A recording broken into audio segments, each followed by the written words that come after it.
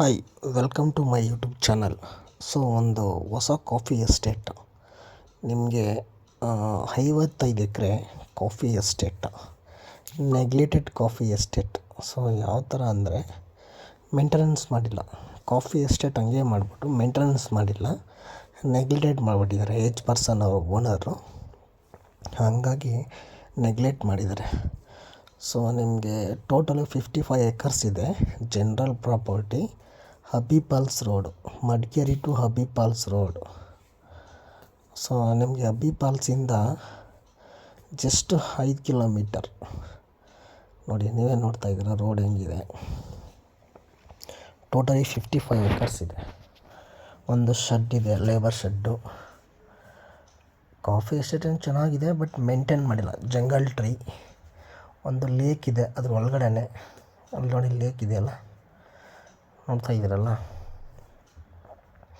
Lake suitable for resort, home stay ಅಥವಾ coffee ಎಸ್ಟೇಟ್ನ improve ಮಾಡ್ಬೋದು. ಆ್ಯಕ್ಚುಲಿ ನೋಡಿ ಲೇಕ್ ಇದೇ ಲೇಕು.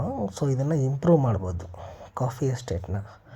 ರೋಬಸ್ಟ್ ಕಾಫಿ ಹಾಕಿದ್ದಾರೆ ನೋಡಿ, ತುಂಬ ಚೆನ್ನಾಗಿದೆ, ಬಟ್ ಮೇಂಟೆನೆನ್ಸ್ ಇಲ್ಲ ಅಷ್ಟೇ.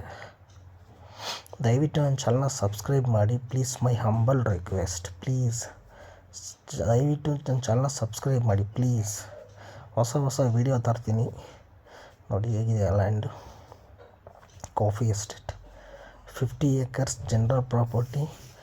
ಪರ್ ಎಕರ್ ನಿಮಗೆ 25 lakhs ಫರ್ ಎಕರ್, ನೆಗೋಷಿಯಬಲ್.